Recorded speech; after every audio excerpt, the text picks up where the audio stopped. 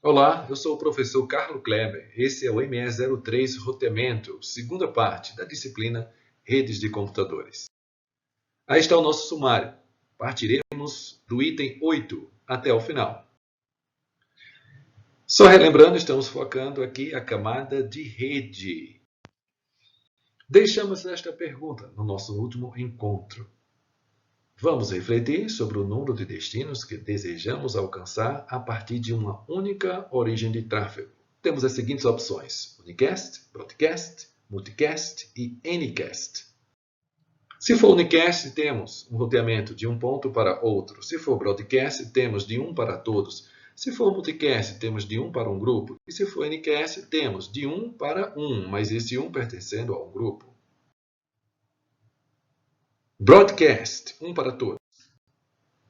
Em certas aplicações, hosts precisam enviar mensagens para muitos ou todos, é a chamada difusão.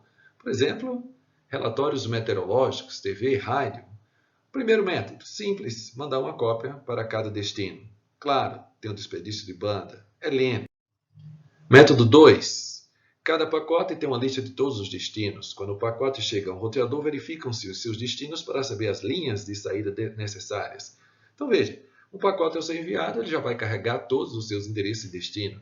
Então, no momento que ele tem que passar por um determinado ponto, considerando uma conexão, apenas um pacote precisa ser enviado, porque ele já terá todos os destinos. Ou seja, não é necessário criar N cópias para N destinos. Claro que isso é bom, porque evita que eu tenha que passar várias cópias por um mesmo enlace, ou seja, por uma mesma conexão. Só precisaria enviar um único pacote, pois ele já terá todos os destinos necessários. Método 3, a ideia do caminho inverso, Reverse Path Forwarding. Um pacote viaja. Quando chega a um roteador, o que acontece? O roteador verifica se esta cópia, se este pacote que está chegando, está vindo através de um enlace, ou seja, está entrando através de um enlace, que se eu tivesse que enviar para a origem, seria o enlace de saída para o caminho ótimo. Então, nesse momento, se esse pacote chega por esse enlace, significa, então, que este pacote provavelmente é o primeiro. Então, ele vai ser reencaminhado. Caso contrário, ele é descartado. No método 4, a geração de uma árvore geradora. O que é uma árvore geradora mesmo? É uma árvore que consegue conectar todos os pontos da rede. Essa aí seria mais simples, ou seja, do ponto de vista de concepção lógica, filosófica, mas claro, essa simplicidade se torna em complexidade. Como gerar esta árvore geradora, ou seja, como gerar uma árvore que consiga conectar todos os nós da rede? Se isso for possível, se for fácil de ser implementado, então a partir do momento que eu tenho essa árvore geradora, é só colocar o pacote e fazer com que ela viaje nessa árvore. A árvore não tem ciclos, portanto, eu teria uma otimização em termos dos pacotes que estariam viajando, do número de pacotes que estariam viajando. Porém, como eu já mencionei, é difícil gerar esta árvore. Multicast, um para um grupo, dentro de todos. Algumas aplicações enviam pacotes para múltiplos destinos, que constituem vários grupos de usuários, por exemplo, jogos online, transmissão ao vivo de eventos esportivos. A menos que o número de destinos seja numericamente insignificante, enviar um pacote de destino, um pacote distinto, para cada destino é custoso. Então, empregar broadcast seria um desperdício, se o número de destinos consiste, por exemplo, em 1000, dentre 1 milhão. Então, eu estou justificando por que não utilizar broadcast nessa situação. Por exemplo, por uma questão de desperdício. Conclusão: é necessário ter um método que eu possa criar grupos e que eu possa enviar apenas para esses grupos, ou para os elementos constituintes desse grupo. Bom, os esquemas multicast, eles precisam de alguma forma para criar e destruir os grupos. Então, perguntas como um grupo multicast inicia e termina? Como o identificador é escolhido? Como hosts são adicionados ao grupo? Como os roteadores percebem o grupo? Os membros do grupo se conhecem? Essa resposta é obtida, ou estas respostas são obtidas com a utilização do protocolo denominado de IGMP, que está na RFC 2236. Protocolo, então, IGMP. Nós não vamos estudá-lo, ele estará fora do nosso escopo de estudo. O que a gente tem que considerar é apenas que ele existe e ele opera entre o host, que deseja enviar informação, e o primeiro roteador que ele encontra nesse caminho, ou seja, no caminho por onde a informação irá passar para atingir todo o grupo. Este roteador que ele encontra, esse primeiro roteador, é denominado de roteador atachado ou roteador conectado, ou seja, é o primeiro roteador visto pelo host da origem da informação. Então, considere a existência dele. Muito bem, então o multicast baseia-se em broadcast. O envio de pacotes ao longo da árvore geradora. Então, tenho que pensar em árvore geradora. Como construir? Bom, eu posso construir uma única árvore para distribuir todo o tráfego, que seria a opção do Group Shared Tree, uma árvore comum. Ou eu posso pensar em construir uma árvore individual para cada emissor, que é a filosofia Source-Based Tree. Bom, a melhor árvore geradora depende, né? Se o grupo, ou seja, se esse grupo multicast, né, eu posso vê-lo como denso. Por ser denso, eu quero dizer que o número de roteadores atachados, que tem host pertencentes a grupo multicast, é significativo comparativamente ao total de roteadores da área em foco. Então, eu devo usar o Source-Based Tree. Bom, agora se esse grupo for esparso, né? Então grande parte dos roteadores da região em foco não são roteadores atachados associados. Então, neste caso, eu vou seguir a linha do Group Shared Tree, ou seja, uma árvore só para compartilhar os dados. Graficamente, eu tenho esse desenho. Em vermelho estão os roteadores atachados, assim como os hosts atachados. Em branco, eu tenho hosts que não estão conectados ao grupo multicast e tenho também os roteadores que não são atachados. Vamos focar agora no grupo denso, considerando então a filosofia Source-Based Tree. Então, o que eu tenho que fazer? Construir uma árvore geradora para difusão é um bom começo, porque entrega o pacote com eficiência a todas as partes da rede. Mas haverá roteadores que não possuem hosts membros do grupo multicast, o que é um desperdício. Então eu preciso ajustar esta árvore, significa que eu tenho que podar, ou do inglês fazer o prune. Então vamos ver dois métodos, né, para fazer esse prune, ou seja, para otimizar esta árvore que foi gerada. Otimizar, eu quero dizer, retirar aquilo que não serve para o envio dos pacotes. Não serve por quê? Porque simplesmente esses enlaces não estão conectando hosts atachados. Tampouco vai passar por roteadores atachados. Então, no método 1 de poda, o que eu faço? Quando usa esse roteamento por estado de enlace, com cada roteador tendo ciência da topologia de toda a rede, incluindo que hosts pertencem a que grupos. Cada roteador constrói uma árvore geradora podada para cada emissor do grupo, construindo uma árvore de escoamento para o emissor, ou seja, raiz, e removendo todos os links que não conectam os membros do grupo a ele, raiz. Aí um exemplo disso prático é o protocolo MOSPF. Aqui nós temos então o método 2. Então, como ele funciona? Baseado em um algoritmo vetor de distância e a ideia do algoritmo do caminho inverso. Então, quando o pacote chega até um roteador, ele examina se esse pacote deve-se a um grupo multicast. Então, se ele como roteador, tem hosts atachados, ou seja, que pertencem a esse suposto grupo multicast que foi formado, tudo bem. Mas se ele percebe que ele não tem nenhum host atachado que se refere a esse grupo multicast, e ele como roteador não faz parte desse grupo multicast, então ele deve simplesmente enviar uma mensagem para o roteador que enviou este pacote para ele e dizer, olha, eu não faço parte desse grupo.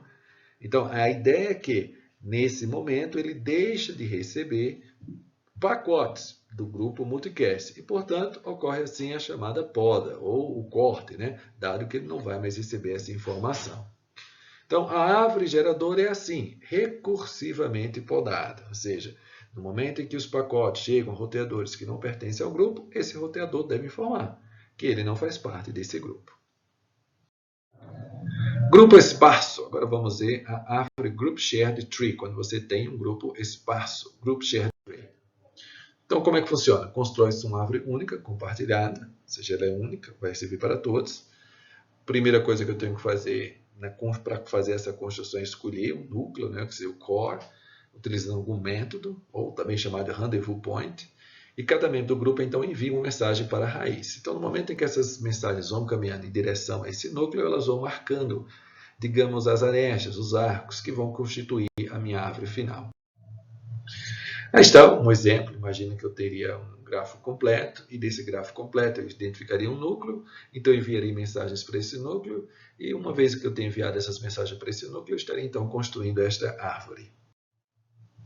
Um detalhe interessante é que a árvore não garante que o caminho entre dois pontos quaisquer também seja ótimo, né? Então, no gráfico aí, nessa visualização gráfica, né, está sendo mostrado, aí com essas setinhas em azul e em vermelho, né? Que os pontos, a conexão direta entre esses pontos seria muito mais simples do que uma conexão através dessa árvore que está sendo montada, ou que foi montada, onde eu teria que enviar para o núcleo, e aí o núcleo iria mandar para esse ponto em vermelho, ou vice-versa. O fato é que a árvore, a Group Shared Tree, ela não significa que entre quaisquer par de nós, ou entre quaisquer par de pontos, você vai ter um caminho ótimo. O que ela quer dizer é que esta árvore vai ser boa, mas boa para o grupo, coletivamente. Bom, a ineficiência, né, em relação a esse tipo de construção se dá pela escolha desse ponto que é chamado de núcleo, rendezvous point. Se você escolher bem, ele é eficiente. Se você escolher mal, ele torna-se ineficiente. Um protocolo de exemplo é o protocolo PIM, PIM, Protocol Independent Multicast, que está descrito na RFC 2362. Agora vamos falar do Ncast. Conforme eu mencionei para vocês, a ideia é que eu tenho um grupo, mas eu só preciso enviar para um. Ora, uma aplicação, por exemplo, é a consulta da hora do dia. Que horas são? Como saber isso? Eu posso ter um conjunto de servidores que podem me informar, me dar essa informação. Mas será que eu vou precisar acessar todos para saber essa informação? Não. Eu vou acessar aquele que estiver mais próximo de mim. Então, nesse momento, eu tenho um grupo, mas só preciso ter informação de um único ponto. Esse é o tipo de roteamento denominado de Ncast. Ou seja, eu tenho um grupo, mas eu acesso apenas um deles. Quem é que eu vou acessar? Aquele que for mais conveniente, que estiver mais próximo, por exemplo. Vamos ver um exemplo aí do Ncast com vetor de distância. Deseja-se enviar uma mensagem para os membros do grupo 1. Todos os membros recebem o endereço 1. Roteamento com vetor de distância distribui vetores, como de costumes. E nós escolhemos o caminho mais curto para o destino 1 para enviar-lhes mensagens.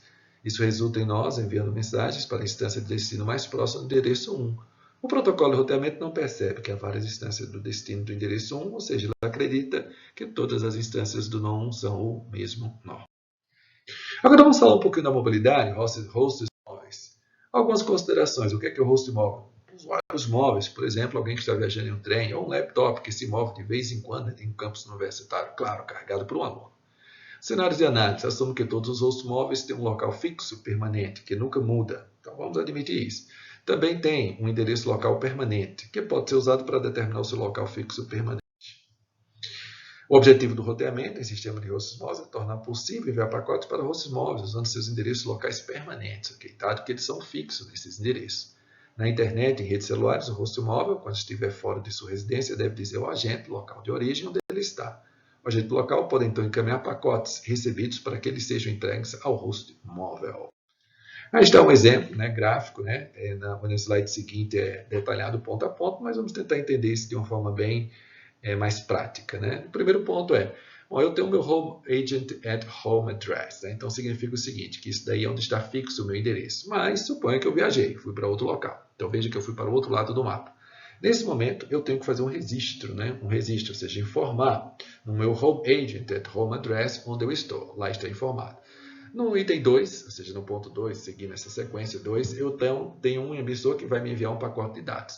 Então, esse pacote de dados vai ser mandado para a minha origem. Quando chegar na minha origem, eu verifico onde eu estou efetivamente. Então, é o ponto 3 agora. Eu crio um túnel lógico e mando a informação através desse túnel lógico. Chegando, então, até a mim, considerando que eu esteja fora da minha residência, então eu posso fazer o contato direto, né? Eu dei o contato direto para aquele que está me enviando a informação, que é esse ponto 4. A partir desse momento, que é o ponto 5, eu tenho então um túnel que eu posso fazer a conexão, a comunicação direta com quem me enviou, evitando fazer todo esse enlace, né, de até o home agent at home address para enviar para mim e assim por diante. O que acontece é que se eu mover-me, ou seja, se eu sair dessa área onde eu estaria supostamente registrado nesse momento, isso tudo tem que ser refeito. Aqui eu tenho a sequência detalhada ponto a ponto. 1, 2, 3, 4, 5, 6, 7. E no ponto 7 dizendo isso, se a conectividade for perdida, fazendo aquela observação por qualquer motivo, à medida que o host se move, o home address pode ser usado novamente para alcançá-lo. Ou seja, novamente eu tenho que fazer a conexão com o meu endereço fixo, para que então saiba onde eu estou, para então fazer aquele tunelamento, para que se comece novamente a conexão. Então, sempre que eu perder a conectividade, esse processo precisa ser refeito. Bom, essa discussão que nós estamos tendo, essas ideias, elas estão na camada de rede, né? Então cabe esclarecer algumas coisas. Um modelo diferente do que a gente mencionou aqui, né, através desse host, desse home agent, do local fixo permanente, dessa comunicação, desse tunelamento, seria pensar que sempre eu estaria recalculando rotas e mais rotas, e não teria esse ponto fixo mais. Só que, obviamente, isso seria um problema, né? Um problema porque a rede estaria sempre calculando e recalculando rotas, calculando e recalculando rotas. Então, essa abordagem que a gente faz certamente reduz bastante esse trabalho. Outra alternativa, né, seria pensar em prover uma mobilidade acima da camada de rede, né, que é usualmente o que acontece com os nossos notebooks. Né? Quando você se mexe com o seu notebook, na verdade você se conecta a uma nova rede, ou seja, uma rede Wi-Fi, e ali recebe um novo IP e a partir dali você pode fazer a sua navegação. Agora, o que é interessante, vamos ler juntos. Nesse modelo, o notebook pode ser usado para navegar pela web, perfeito. Mas outros hosts não podem enviar pacotes para ele. Por exemplo, para uma chamada que chega pelo Skype, se eu estiver conversando pelo Skype, né? Sem montar um serviço local na camada mais alta. Por exemplo, acessando o Skype novamente depois de mudar de local. Ou seja, eu posso até conectar-me aqui, imagine que eu estou no campus universitário, fui do bloco A para o bloco B, lá me conectei à rede local, imaginando com um novo IP, né, através de um ponto de acesso que lá estava, disparei, né, executei o Skype, estou conversando. Se por acaso eu sair daquela área de cobertura, o que vai acontecer? O Skype vai cair. Então, eu vou ter que me conectar novamente à rede onde eu estiver para, de novo, startar novamente, ou executar novamente a aplicação Skype. Então, disse nesse momento que essa mobilidade não está sendo garantida pela camada de rede, mas sim está sendo garantida por uma camada acima, que no caso é a camada de aplicação, utilizando o Skype. Bom, além do mais, as conexões não podem ser mantidas enquanto o host está se movendo, conforme eu disse agora nesse pequeno exemplo. Sobre as redes ad hoc, né? A gente já conversou sobre elas, a gente disse que eram redes móveis, né? Redes que tinham a característica que ainda não tem infraestrutura, ou seja, todo elemento era um host e era também um roteador, ou seja, cliente e servidor ao mesmo tempo. Aí está exemplos dessas redes, né, magníficas, né? Porque devido à sua flexibilidade, eu chamo de magníficas porque são bastante flexíveis, não precisam de qualquer infraestrutura.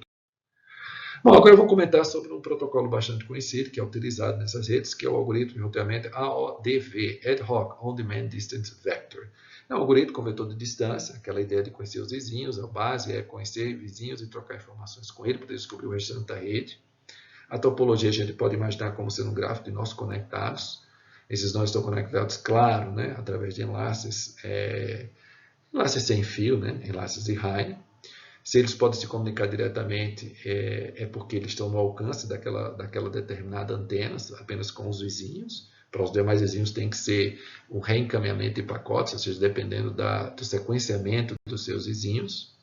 Há uma tabela de vetor de distância em cada nó, indexada por destino, fornecendo informação sobre esse destino e que vizinho usar para alcançá-lo, conforme a gente viu no módulo passado, né?